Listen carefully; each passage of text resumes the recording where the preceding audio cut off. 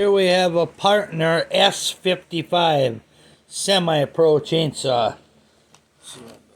See what it does here.